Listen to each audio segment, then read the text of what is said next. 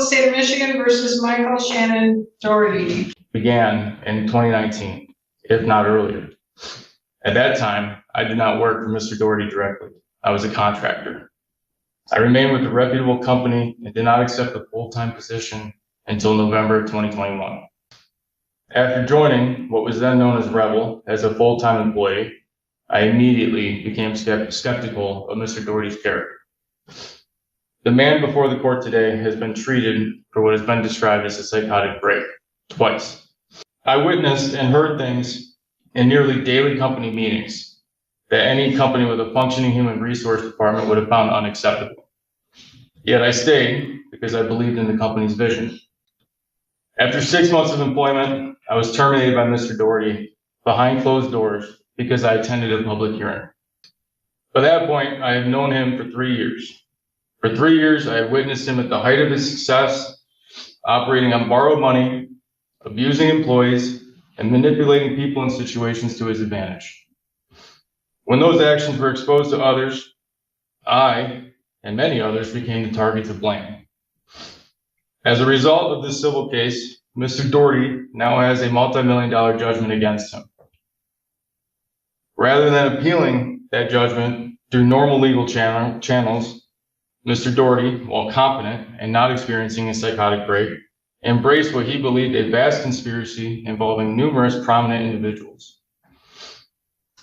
I remained at the center of his accusations, and as a result, a simple internet search places my name alongside people such as Cash Patel, and a federal lawsuit filled with allegations and falsehoods. In my view, those accusations were intended to damage my reputation. And I have the quote printed out. And no, I'm not going to kill you, dumb fucks. If I was going to do something like that, it would have happened last year. This is all in the court of law, and long term, I promise you, you will all get what you deserve. Please, and I mean please, do not believe that the man who is before you today is anyone different. The man who's caused all of this remains intact, and he's only sedated and about to be free. I really appreciate you being here. This has been a long case. As Your Honor knows, I have been a journalist in this community for 40 years. I have been the subject of threats and attempted assassinations by neo-Nazis, by crazed MSU fans because I've reported about alleged sexual assaults by basketball players. I have been stalked by the army of God. I have had multiple people angry at me. The story that I did about Mr. Doherty should have been just a business story. Instead, it turned into what has been a nightmare. This man is sick. He is a danger to this community. He will go on to harm people. There is no question in my mind. I did my job, and for that, I have had death threats that have resulted in, just months after starting a job with 6 News, Nexstar having to spend $1,400 to put an armed guard in the lobby to protect not only myself, but the 80+ employees of WLNS TV, who had to spend days worried about their safety because of this man's psychotic behavior. He is delusional and he's a danger. I want to be clear that I also had to inform my neighbors about his threats. They had to live in fear and concern because he could have taken out their anger on them if they'd intervened. His continued behavior and interruptions of my life, of the life of others who are involved in this case, has impacted my health. I was diagnosed with lung cancer and went through some very serious surgeries and chemotherapy. And while I was recovering from a complication, that's when I learned about this obscene, fake federal lawsuit that he filed that accused me of horrendous things, including taking bribes to write a story. This man has impugned my integrity and my character and my abilities as a journalist that I have built over 40 years, a system that I need to have in order to do the work that I do. I need to have the trust of the people who talk to me. All they have to do is Google, and they're going to find this federal lawsuit that is filled with obscenities and lies. And I want to be very clear. He attacked my sexual orientation in that federal filing. He attacked my sexual orientation and my HIV status in the filings that are now sealed in this court. His behavior is repulsive. If he goes off his medications again, his psychosis and delusional paranoia and this giant conspiracy that he's created in his own mind in order to avoid accepting responsibility for scamming people for millions of dollars will result in somebody getting hurt or worse, killed. I can sue him for defamation and libel and slander if that's what we need to do. But you have that power to order that. He knows he lied. He knows that's a delusional conspiracy. It needs to be addressed. He is not well. And you saw that in this courtroom at the last hearing.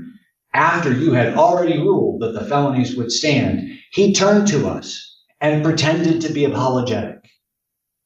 It was fake. It was disgusting. It was horrible. It was appalling. And it showed this man is delusional. He thought we would somehow be like, oh, okay, forget it. I'm not going to forget it. You have damaged my reputation and made allegations about my sexual orientation, about my HIV status, and about my professional status that cannot be made to go away because of his behavior. I asked this court to go well beyond the 5-year probation. 10 years, I understand, is what the prosecutor is asking for. And you asked for 10 years. He's only what he's pled to, and I was not part of this plea deal, but hopefully all of you contributed to a conversation with the people. I would be honest with you, Your Honor, we agreed to this because we wanted him to get the help that he needed, and it failed. Yes, and it was very compassionate of all of you.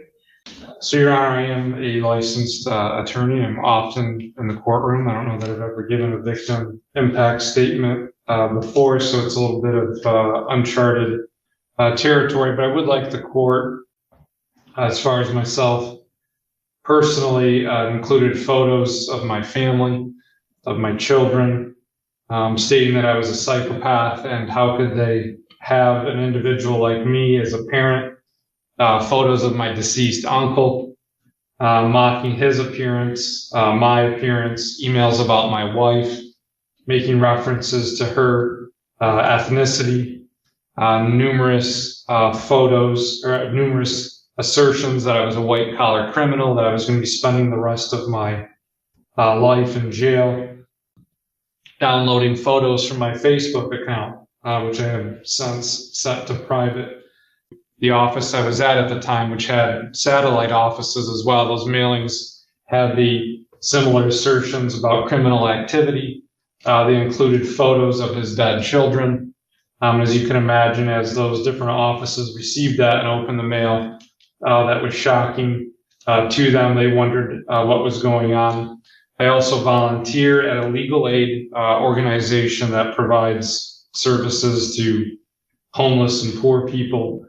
He found that website and put in a request for help, also defaming me and saying I should be terminated with the organization. I had to speak to someone about what was going on. Thankfully, they realized not to take it seriously. He's also appeared at the law firm I was at in disguise. He was wearing sunglasses and a hat along with someone else under the pretense of serving me. After that incident, we installed additional security cameras and security doors. I moved to a new office, which then added extra security as well in light of the allegations in the federal lawsuit, an extra security door. I had to show pictures of him to my children. I have 4 children, and asked if they ever saw him, to call the police if they ever saw him at our door. They should let us know and not open it. I also received a phone call on Christmas Day, or a text message I cannot prove was from him. I researched the number and it seems to have been from a burner phone, but it said, "I hope you get what you deserve this year." And that's a common phrase that he liked to put in his emails. And once again, I can't prove that, but once again, harassment. I share the same fears and concerns as the other two victims. It's been a tremendous amount of time spent, and that's my job, and that's fine. What I want to point to, Your Honor, just the tremendous amount of resources that we as a society have put into Mr. Doherty to get us here today. Notably, Ingham County, myself, Mr. Duane, my office, I think every public official that I could think of in this county were sued in that federal lawsuit. It was our county attorneys that filed paperwork in the federal court and had to brief it out and submit everything and go argue, I presume argue the motions and have that case dismissed. And I know when I looked at the federal court filing, it appeared to me as after that occurred, Mr. Doherty went ahead and tried to appeal that decision. There were numerous people. I think the summons was issued for 300 plus people in that federal lawsuit. And as one of the victims, Mr. Noyes, related today, Kash Patel, members of the federal cabinet were sued who weren't even in office at the time that these alleged events happened.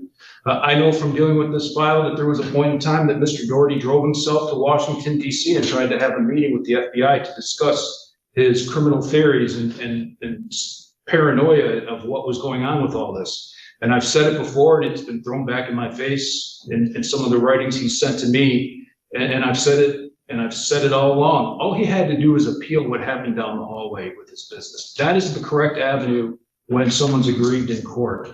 What he has done and the wake of damage that he has caused for not only these 5 people, because they're the 5 who are brave enough to come here and face him. There are literally hundreds of others who wouldn't. And I want the court to be aware that that's what's gone on here. I agree now with the victims, and then I was foolish not to originally, that I don't know that we ever get to a point where Mr. Doherty is medication free and okay. I believe he is medicated and he is better. I don't think he is well. This is Michael and Sharon Doherty, parents. And it states, "Dear Judge Aquilina, when Michael is released into the community, he will be living with us in Charlevoix. We run a tour business and could use his help until he finds suitable employment. However, wearing a tether intimidates our customers, and it is difficult to hide when climbing in and out of a van to load coolers and luggage. Seriously, that's what we're worried about, is his parents' business and him wearing a tether at the expense of protecting those who have been harmed." And in fact, when it was going on, I had to call the state bar and said, "Look, this guy has sued me. He's accused me of doing all kinds of things. Do I have to not prosecute him?" And they said, "No, it's the exact opposite. We cannot allow defendants to choose who prosecutes them because we would never get to court. They would constantly sue or grieve. And that's just part of the stuff that we have to endure." Mr. Doherty is going to address this, but in no way does he discount the problems that he's created for these people. And I might add me, I was named in that lawsuit. So I'm pretty well aware of all this that was going on. I'm going to go in reverse order and address the tether first. And I have to say this, and I've been in front of you how many times for how many years? I've never said this before, but these same people that write these letters and talking about how they need safety and they need a tether are the same people you glared at, because when Mr. Doherty was here a month and a half ago, they were in the back of the courtroom snickering at him. They're not afraid of him. Now, Mr. Doherty was on probation for 8 years. For 8 months. And didn't have a problem, and they came down here on April 1st, as we all know. And there were issues during that period of time, so he can be successful on probation. He was on medications that proved to be improper medications for him. He's on different medications now.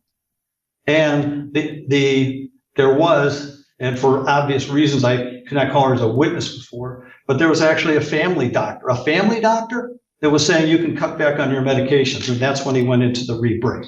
Okay, that's malpractice. Now, since then, he's been back in, as you know, for a long time, and he's been working in the forensic center. These professionals They're not saying stuff like, Michael's just running a scam on you all. He's going to spend his probation period getting ready to come back and really come after these people he doesn't like.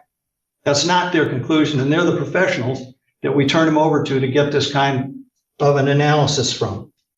In terms of violence, he made it clear, even in his worst state, in these awful, and he acknowledges they're awful and upsetting papers that he filed and notices that he sent and emails and so forth. But even that long ago, when he was in the depths of it, he said, if there was going to be violence, I would have done it long ago. His nature is not to be violent.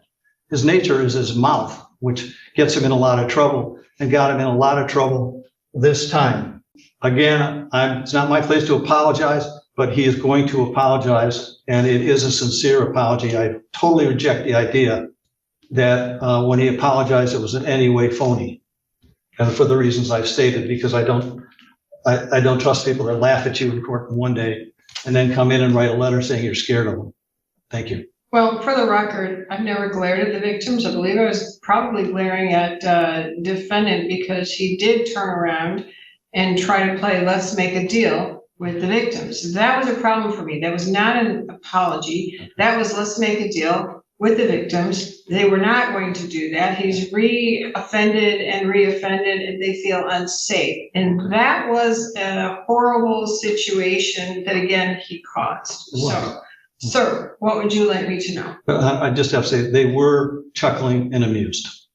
I think they were chuckling and amused at the thought, when I don't want to speak for them, they certainly can speak up and the prosecutor can, but I think they were chuckling and amused that somehow he would play let's make a deal after all the damage that he caused. there's no amusement involved in this, Your Honor, and I think those statements are inappropriate, and I'll leave it at that. Thank you. Sir, what would you like me to know? Well, how are you today, Your Honor? Well, this is a sad case, sir. Yeah, I know. I know it is. It was a half-second decision to file it in a courtroom in a federal lawsuit. If I could take that back every day, every hour, I would. The problem was I was trying to avoid probation. Probation to me is very scary. This is not my element at all. In fact, I wasn't even sure I was going to have the nerve to speak in front of you, Your Honor. It's very intimidating. And you do have my life in your hands right now. And Well, let me just interject here, sir. If it's not probation, it's prison. You have prison time. Would you like to go to prison instead of probation? no, man, Okay. I know I screwed up. And after reading through the amount of statements and stuff, maybe a little over the top, but ultimately there's something going on there. I caused pain and hurt in others, and I'm sorry for my part in that. They say hurt people. And I was very hurt with this whole thing going on. Having your company ripped away from you is like no other. So that's where with Mr. Polderman there, Mr. Polderman, I apologize. I apologize for taking some screenshots of kids, family members. It's not okay. I was hurt. I was not thinking clearly. I thought this was kind of a game to try to bring me back to some sort of a man again. That was a problem. I didn't feel like a man. And I was acting out and doing some stupid things. Maybe 5 years from now, I'm going to plan a whole nother attack or something. That's just crazy to me. There's no way.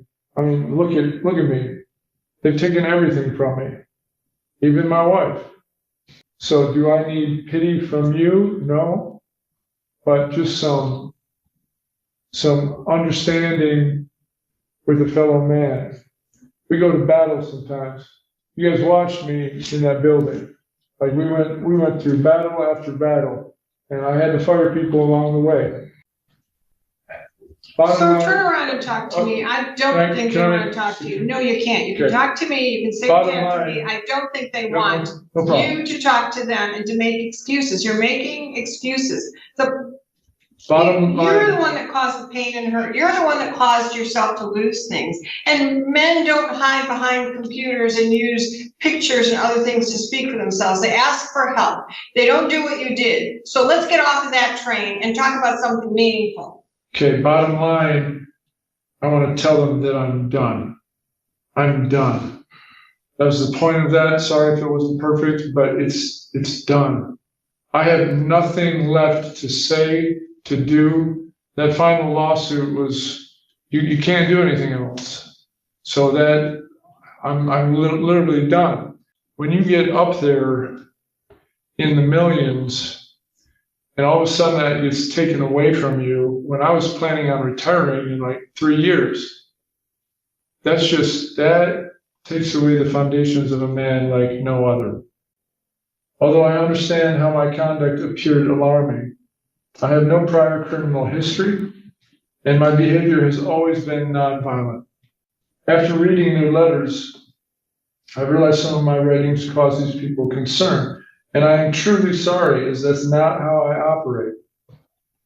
Again, I am not a violent man, and it's important to note that I have not had any physical contact with the victims in 4 years. When I leave here, I would like to help my parents with their business as they are approaching 80 years of age. Wearing a tether would severely limit my ability to help them by intimidating their customers. That tether, the mental trauma I had from it in just 60 days, it's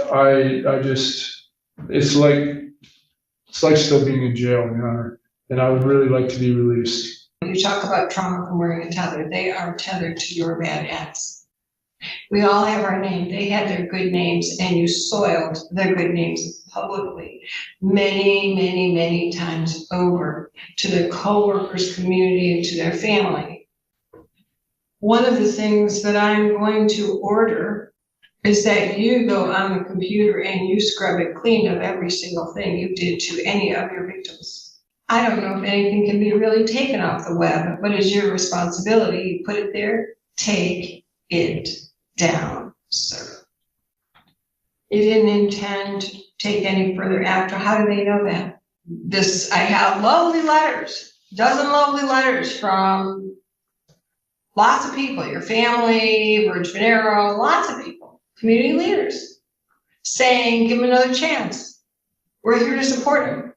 The question I have for them is, where were they in support of you when you were sick, getting you help, stopping you, intervening? Nobody did that.